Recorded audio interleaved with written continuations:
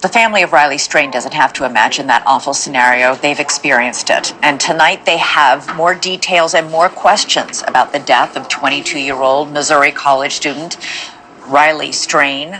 Was it really an accident, as police say? Well, tonight the focus is on one key accessory that Riley was apparently wearing the night he disappeared from downtown Nashville, a belt. New information from the Strain family points to a possibility of a more sinister ending to the young man's life than the initial autopsy suggested. The Nashville Police Department has determined there were no signs of foul play. Riley's body was pulled from the Cumberland River 2 weeks after he vanished, about 8 miles away after a night out with friends. He allegedly left a local bar by himself. There is security footage of him walking off, but in the wrong direction, in the opposite direction of his hotel. Riley was found in the river without his pants, his wallet, or his cowboy boots that he was wearing the night he went missing. And despite a massive, intensive search of the area, those items of clothing have never turned up. The family says Riley was also wearing a belt the night he disappeared. Joining us now is Strain family friend Chris Dingman. Chris, great to have you back on the show.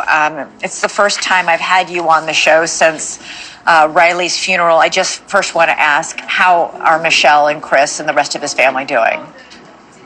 You know, I got to visit with them today. They came over to the office for a little bit, and we got to catch up and, you know, just talk about life, being home. Michelle was able to talk just a little bit and then instantly, you know, went into memories and missing her son. So it's still very, very brutal on the family right now. We're in the stage right now to where we want answers. Yep. We were able and blessed to bring Riley home and, you know, to bury him properly. But now the war room is totally turned into getting answers because people know there's some answers out there that we need to have. What are those answers that you need, and how are they related to this belt that he was apparently wearing that night that his parents say he wore every day?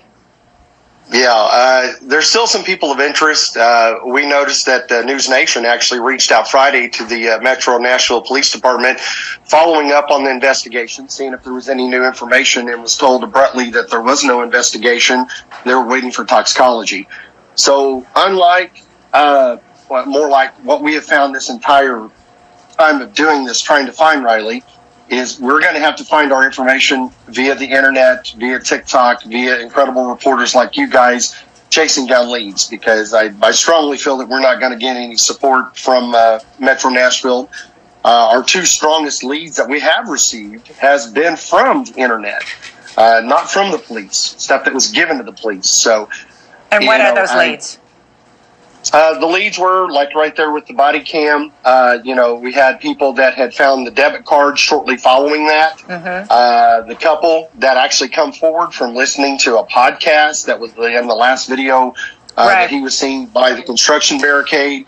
You know, there's so little, but when you're watching the film that you're showing right now with the police cam, when it spins around, there's actually there's some people that's farther down the way that looks like they're sitting outside their vehicle. But what is hey, Chris, what's the significance of the belt? Because, listen, you know, a lot of people don't realize that when something happens to a person, whether, for example, they're hit by a car, they're often knocked out of their shoes, out of their clothes. People don't understand that actually happens.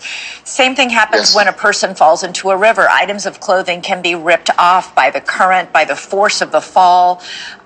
He still had his shirt on. And you say that because of a belt, he should have still had his pants on. Can you explain why you're attaching so much significance to the fact that you say he was wearing a belt? Yeah, the belt, Riley had a swimmer's body, and I loved him for that. He was actually an excellent swimmer. And his hips, with the belt being on his hips, that would have been even more hard for the pants to come off in the water. It literally would have been snug to him. It would have been riding on his hips. Everybody we talked to about that, as soon as we found out he had a belt on that night, was like, wow, that totally changes the dynamics of why those articles are missing. His boots, they're a size 15 boot. Anytime any shoes or tennis shoes get wet, you know how hard it is just to get a tennis shoe off, let alone a size 15 boot. So the belt is a big piece of the puzzle that we now have, and but once again raises more questions. And when do you expect the results? You have ordered, the family has ordered a second autopsy to be performed. When do you expect to have results from that? They were actually following up on that today and reached out. We were told, which we've not been given the information by the original autopsy, but we were told a family member can request the actual autopsy short of the toxicology that Metro Nashville provided. We were not aware of that information. So the family did reach out today. I think left messages to try to get that initial report also. So we're hoping within the next 24 hours to get more answers than we currently have. Right. But I also wish we would have been given that when it was done a week ago. Yeah.